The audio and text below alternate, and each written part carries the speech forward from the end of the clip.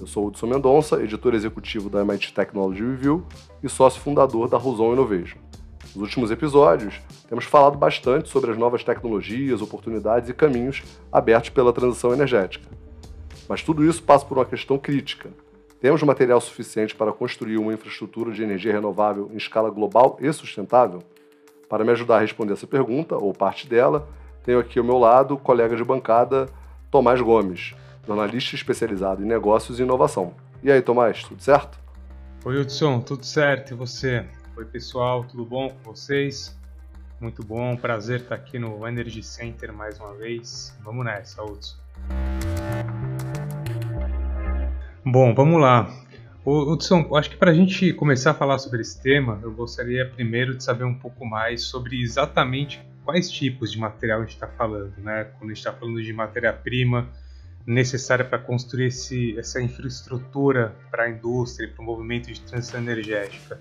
De maneira geral, né, o que a gente tem à nossa disposição hoje para alavancar essa estrutura das diferentes indústrias e frentes de geração de energia renovável? Bom, Tomás, essa pergunta ela incide, né, sobre um tema super importante, ou seja, quais são os materiais que são utilizados nessa transição energética? Quando a gente fala de materiais, a gente fala de uma série de minerais de terras raras até materiais super básicos na construção civil, como cimento e aço. Hoje, os principais materiais utilizados na transição energética são insumos básicos de outras indústrias também, né? O alumínio, o cimento, aço, como a gente tinha falado.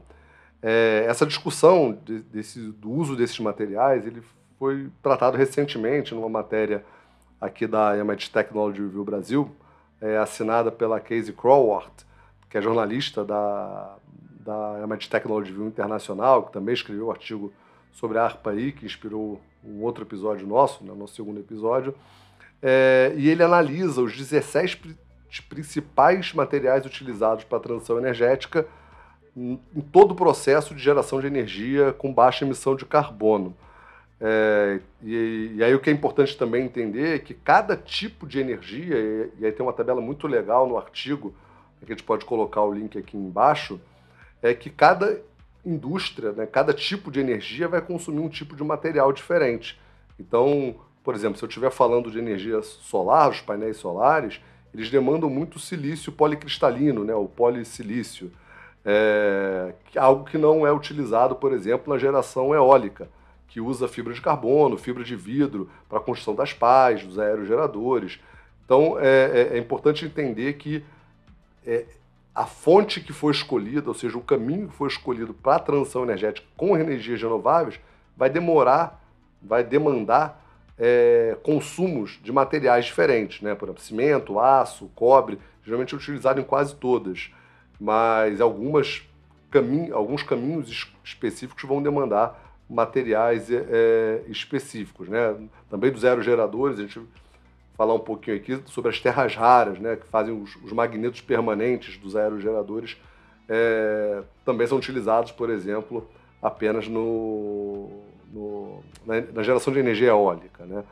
Então, tem um artigo também super interessante que gerou os dados básicos dessa tabela do artigo que a gente publicou, né, publicado pelo pesquisador Sevel Wang, que ele fala, e eu acho que é a grande conclusão que a gente endereçar a nossa conversa, e é uma visão relativamente polêmica do que a gente tem visto aí, é que o material não vai ser problema, né? Então essa conclusão, quando ele faz essa análise dos materiais que compõem cada um do tipo das fontes, ele chega à conclusão no artigo dele de que você vai ter material suficiente, aquele material é apenas uma fração, e você consegue tranquilamente utilizar esses materiais sem extrapolar os limites das metas de aquecimento global.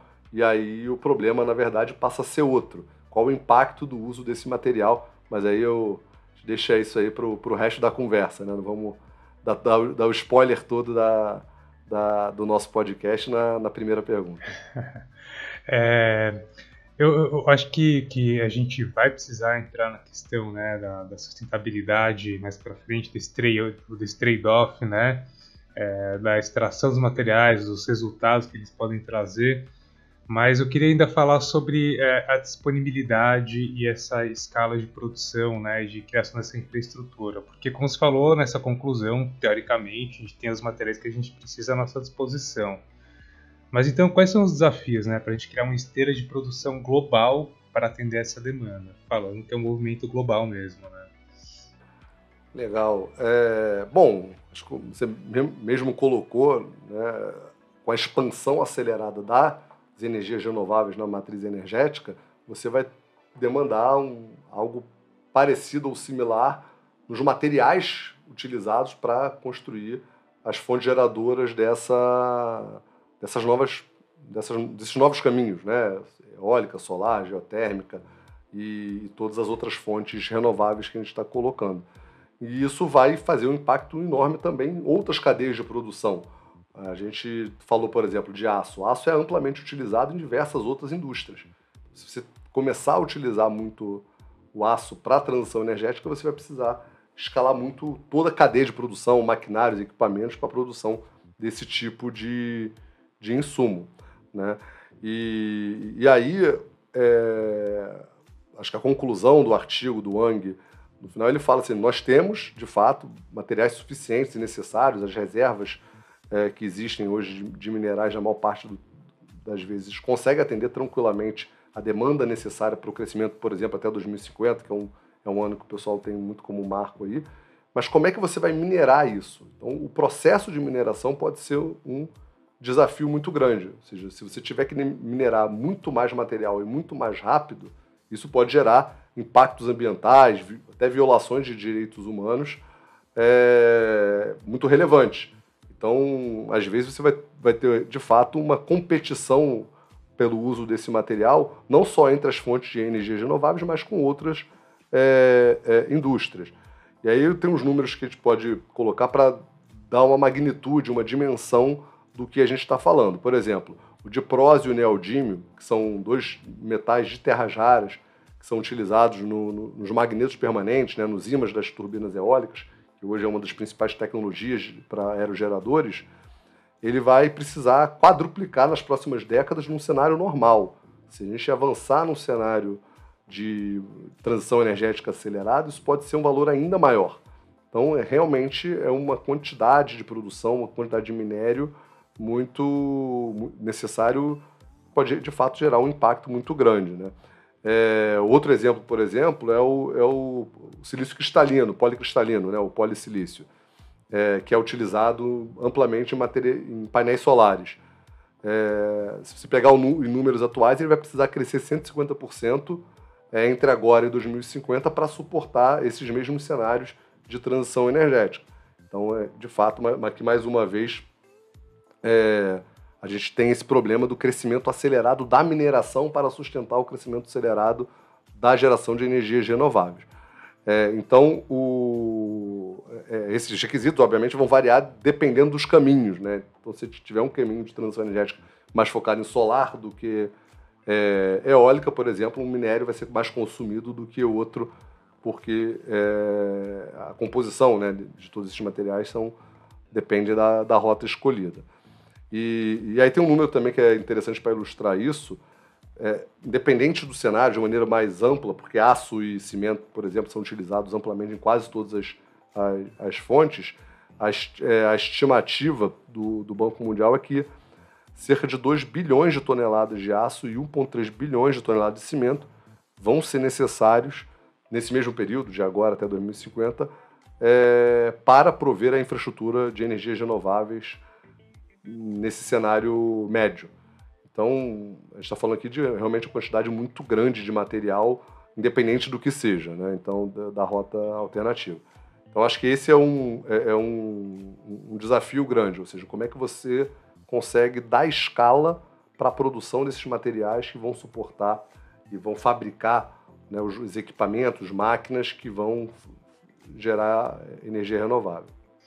E aí dentro, né, desses números que você apresentou a partir desse contexto, pensando nesse volume enorme de demanda, acho que vale a pena a gente também se aprofundar um pouco nos impactos ambientais que podem resultar, né, dessa cadeia de extração. Quais são exatamente as consequências que a gente está falando, impactos, né? E aí, pensando no longo prazo, esses impactos eles podem ser compensados pela geração de energia renovável, né, pelos benefícios que vão vir deles. Enfim, resumindo, a conta, você acha que a conta fecha sob a perspectiva de sustentabilidade e de emissão de gases poluentes? Tomás, toda vez que a gente fala de sustentabilidade, a gente implicitamente está falando de trade-offs, né, de trocar alguma coisa pela outra. Sempre tem aquela discussão eterna do vale a pena ter o veículo elétrico, mas a geração de energia elétrica se gerada a carvão, né? Então, esse é o trade-off. O carro elétrico é menos poluente do que a combustão interna, mas se a geração de energia elétrica não for renovável ou de baixo carbono, não adianta muita coisa. Então, a gente sempre vai falar desse trade-off. E aí, o Wang, né, nesse artigo que a gente falou do Breakthrough Institute da Universidade de Califórnia, ele diz que para manter, né, o mundo na meta abaixo de 1,5 graus Celsius de aquecimento, a demanda por recursos materiais, a gente está falando só disso, né, da demanda de recursos materiais para a transição, não é um problema. Ela é uma pequena fração de todas as reservas que já existem e de todos os outros usos que são feitos com a exploração mineral, né? Então, isso não seria necessariamente um problema. Em termos de números, as emissões, aí falando um pouco de impacto ambiental, a estimativa de impacto de emissões são 29 gigatoneladas de dióxido de carbono, né, de CO2, entre agora e 2050 para fazer essa transição. É um número alto em absoluto, mas, mais uma vez, ele é pequeno, né, você fala de trade-off, comparação, mas ele é pequeno se você comparar com a queima de combustíveis fósseis. Ou seja, a queima de combustíveis fósseis gera muito mais CO2 do que essa exploração mineral para gerar os equipamentos, né, da cadeia das energias renováveis. Uma outra questão relacionada a isso também é aquilo que está repetindo aí sistematicamente, quais materiais vão ser utilizados. Então, os principais materiais da transição energética, você tem vários outros minerais e outros insumos, mas é silício, aço e cimento. São os três principais. E todos esses materiais, né, o silício na indústria eletrônica, o aço na indústria de maneira geral, metal mecânica e até na construção civil, e o cimento na construção civil, eles são muito mais utilizados nessas indústrias do que serão utilizados em termos de quantidade na transição energética. Então, isso nos leva a uma reflexão sobre o quanto a gente consegue reduzir de impacto ambiental melhorando o processo dessas outras indústrias também. Não só o processo de mineração para a transição energética, mas de mineração de maneira geral. Ou seja, mineração do polissilício cristalino para a indústria eletrônica, né, do processamento, da extração do processamento do aço para a indústria metal mecânica, por exemplo, do cimento para a construção civil, de maneira geral. Então é importante a gente olhar as emissões dessa maneira. Agora, tentando sair um pouco do meu chapéu de economista, indo para o de engenheiro, e sendo um pouco mais objetivo, eu acho que o estudo é bem categórico quando ele diz que o custo inicial das emissões para fazer a transição energética vai ser, de longe, mais do que compensado pela economia, né, pela economia de geração de carbono, de dióxido de carbono, através das fontes renováveis, da energia limpa, substituindo boa parte das fósseis, né? Então, você vai ter num primeiro momento, onde você está extraindo os minérios, os insumos, para fazer o maquinário e a infraestrutura de energia renovável, você vai ter um aumento.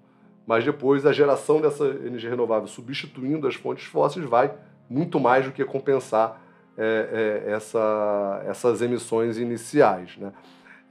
E é legal perceber tudo isso, inclusive o reuso disso, é que a gente volta e meia conversa aqui sobre aspectos diferentes da economia circular aplicada à transição energética, né? A gente falou isso lá no episódio de captura de carbono, em que como é que você usa, né, o carbono gerado pelos combustíveis fósseis e até pelos biocombustíveis para retroalimentar o processo, ou seja, reutiliza isso. Também na entrevista com o professor Marcos Vinícius falou também de alguns aspectos sobre economia circular. Então é super importante olhar esse processo como um todo, né, da economia circular, ou seja, você está gerando um pouco mais de emissão aqui para economizar muito mais lá na frente. Muito bom. Eu acho que assim, a gente falou até agora, né, e sobre o trade-off ambiental, mas como a gente sabe, a gente está aí num contexto muito pautado pelo ESG, né, que propõe realmente essa visão mais integrada entre os impactos sociais e ambientais, né, que não dá mais para dissociar uma coisa da outra. E aí, pensando nisso, a gente também não deveria levar em conta os impactos sociais que essa extração de materiais pode gerar, né? A gente vê isso muito aí, né, nos impactos das comunidades, quando a gente fala de extração de materiais pesados. Como é que você vê essa questão? Como a gente estava conversando, né, é claro que você tem sempre os protocolos que devem ser respeitados para ter uma mineração de maneira responsável em termos socioambientais, mas, mais uma vez, se o crescimento for muito acelerado e não for bem endereçado, você pode, de fato, gerar impactos sociais negativos significativos. Né? Recentemente saiu uma matéria no New York Times falando sobre o quanto a aceleração da exploração de cobre e silício no oeste dos Estados Unidos forçava um deslocamento dos indígenas, né, que residiam no local, obrigando eles a deixar as terras sem preparar o passo seguinte. Né? Então, acho que é importante a gente ter essa atenção. É um discurso que está aqui no Brasil bastante quente, lá no Vale do Jequitinhonha, que tem o potencial de ser um dos grandes polos globais de mineração de lítio. Lítio é um material crítico para as baterias, né, de veículos elétricos e tudo mais. Então, lá no Vale de Jequitinhonha tem um potencial enorme e essa questão social está sendo muito debatida lá. De como é que você faz isso de maneira responsável. Tem outros casos também, né, como a questão de notícias sobre eventual trabalho infantil, né, na mineração de cobalto no Congo, né, na produção do polissilício, né, do próprio silício policristalino na China, né, com indícios aí de trabalho forçado, tem sido documentado e sendo amplamente criticado aí pela comunidade internacional. Mas, de fato, é um desafio grande você crescer rapidamente a quantidade de materiais, de minerais disponíveis para o processo todo de geração de energia renovável de maneira rápida e responsável do ponto de vista social. Isso, de fato, é um grande desafio que a gente vai ter que enfrentar. Né? E, obviamente, aí, tecnologia, processos mais eficientes vão ser críticos para que a gente não cruze essa linha que não deveria ser cruzada, né? Das questões sociais. Bom, Hudson, e assim, para a gente começar a amarrar a nossa conversa, eu acho que seria legal também né, pensando em tudo que a gente conversou até agora, que você falasse um pouco daí da sua visão pessoal, né, sobre os desafios de consolidação dessa infraestrutura de base, né, para a transição energética. Você acha que a gente está num bom caminho? Acho, né, de maneira direta, eu acho que a gente está, o caminho é o certo, né, não quer garantir que a gente vai chegar no lugar certo, né, mas sempre tem uma série de incertezas aí nos caminhos que a gente percorre, mas eu acho interessante de fazer um recap da conclusão, né, e aí fazer uma ressalva que eu acho que é importante. Primeiro, né, eu acho que o artigo do Wang, né, o artigo também da Casey, que a gente publicou e tem comentado aí ao longo do episódio, é que não vai faltar o material para a produção, né, para a transição energética. A gente escuta muito falando, né, para a geração de energia renovável na transição energética. Então, esse debate é bem interessante, essa conclusão que ele chega e mostra, né, ao longo do artigo. E também a questão que desmistifica um pouco a questão das energias renováveis é que a maior parte das emissões na produção de energias renováveis vem do silício, cimento e aço, que são muito mais utilizados em outras indústrias do que serão utilizados na transição energética. Né? Mais uma vez, o silício indústria eletrônica, o cimento, a construção civil, o aço, em diversas indústrias. Então, isso é uma boa notícia, vamos dizer assim. Mas qual é a ressalva que eu acho que é importante, a gente acabou não falando, mas eu acho que é importante destacar nessa conclusão aqui? É que esse estudo, que a gente falou o tempo todo, ele se concentrou nas tecnologias que geram eletricidade a partir de fontes renováveis.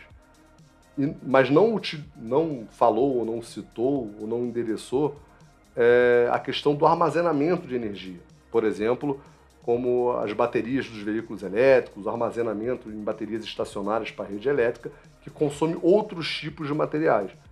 Então, esses outros minérios, né, nós falou dos 17 lá utilizados no estudo, esses podem ter um problema de escassez aí nos próximos anos. Né? Um estudo do Banco Mundial fala aí do grafite, do lítio, do cobalto, que são materiais utilizados, né, nesse processo de armazenamento de energia, pode aumentar 450% em relação aos níveis de 2018, só para suportar as baterias dos veículos elétricos, né, o sistema de armazenagem e o armazenamento da rede em baterias estacionárias. Então isso vale um ponto de atenção de olhar não só na geração de energia elétrica, mas também no armazenamento dela. E por que isso, a gente precisa dar uma ênfase especial para isso? É porque a maior parte dessas energias renováveis são intermitentes. Então a solar, a eólica, elas não são energias constantes como são, por exemplo, as termoelétricas ou as usinas hidroelétricas de reservatório. Ela, né, de maneira bem leiga, se bater o vento gera energia eólica, se não bater, não gera. Então você tem que ter sistemas de armazenagem que mantenham o fornecimento constante. Então você também deveria se preocupar não só com a geração, mas também com a questão do armazenamento, principalmente se o volume de energias renováveis começar a crescer muito dentro da matriz energética. Então, acho que esse talvez seja o maior desafio da mineração, da transição energética, não seja necessariamente na geração das energias renováveis, mas no armazenamento tanto da rede quanto de veículos elétricos, e aí sim a gente pode ter um problema de insumo nos próximos anos. Perfeito, Hudson. Como sempre, a conversa está muito boa, mas estou vendo aqui que a gente já está precisando encerrar o nosso primeiro bloco. Então vamos para o Energy Beats. Momento Energy Beats.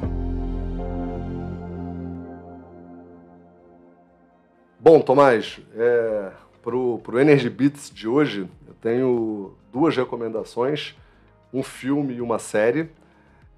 Primeira é a série For All Mankind, que está disponível na Apple TV. É uma série de ficção que mostra um cenário global onde a corrida espacial nunca terminou. Então ela continua, né? Você não tem o fim da corrida espacial, então ela vai dando outros passos, avançando em outras direções. E aí ela fala de uma fronteira que é possível no mundo real, não só na ficção, e que deve ser pensada e estudada, que é a mineração no espaço. Ou seja, a mineração espacial gera muito menos impacto ambiental aqui para a Terra, mas tem uma série de outras consequências. Isso tem sido estudado, isso tem sido até bastante conversado no âmbito lá da SpaceX, né, a empresa de exploração espacial do Elon Musk, que fala que um dos objetivos é colonizar Marte. Uma das questões relacionadas a isso é a mineração, você minerar Marte, e aí não só Marte, né, que a gente está falando, mas, né, a Lua, outros asteroides. Então, nessa série mostra essa questão da mineração espacial, né, uma ficção, mas que pode virar realidade em breve. E minha outra dica é o filme Os 33, que é um filme com o Antônio Bandeira, que é baseado em fatos reais do acidente que aconteceu na mina de San José, no Chile, em 2010, onde 33 mineiros ficaram soterrados e presos por quase 2 meses, a 700 metros de profundidade, e relata um pouco desses potenciais problemas sociais que a mineração pode trazer, né? Aqui a gente está falando de um acidente, mas, obviamente, você fazendo as coisas de maneira mais rápida e sem preparo, a chance de acontecer acidentes como esses são bem maiores. Então, esses são meus beats de hoje. E você, Tomás, quais são os seus beats de hoje? Bom, eu tinha, na verdade, um beat, só que você falou do seu primeiro beat, me fez lembrar de mais um beat, então, que eu vou dar. Então, o primeiro deles aí, em cima do que você falou, cara, essa ficção, tem um livro do Philip K. Dick, que é um escritor muito conhecido de ficção científica. Os livros dele já inspiraram vários filmes que a gente conhece. E esse aí chama O Tempo em Marte, que é justamente, ele está imaginando um futuro onde existe a colônia humana em Marte, e Marte é usado como um centro aí de extração de matérias-primas e minerais. E aí ele imagina também a economia e a sociedade que se formaria em torno disso. É bem interessante, acho que tem muito a ver com o que a gente falou aqui, se a gente for extrapolar essas possibilidades para fora da Terra, como você disse. E o outro que eu tenho, uma coisa que é muito mais pé no chão daí, que o segundo bit seria um paper, um estudo que foi feito pela IBRAM e pela EY, que se chama Riscos e Oportunidades de Negócios em Mineração e Metas no Brasil. Desculpa, Riscos e Oportunidades de Negócios em Mineração e Metais no Brasil. Que ele fala justamente aí não só sobre os impactos ambientais que podem, né, surgir, sociais também, da extração e da mineração aqui no Brasil, mas também com as oportunidades de negócios, de inovação, de criar caminhos mais sustentáveis em cima disso, focado aí no mercado brasileiro. Eu acho que o estudo ele tem um recorte global também, ele tem uma versão global, isso que eu estou falando, o recorte é nacional. Está disponível aí para download. Eu acho que a gente também pode deixar a descrição, mas quem procurar aí pelo nome também não vai ter dificuldade de achar. Então fica aí os meus 2 bits de hoje.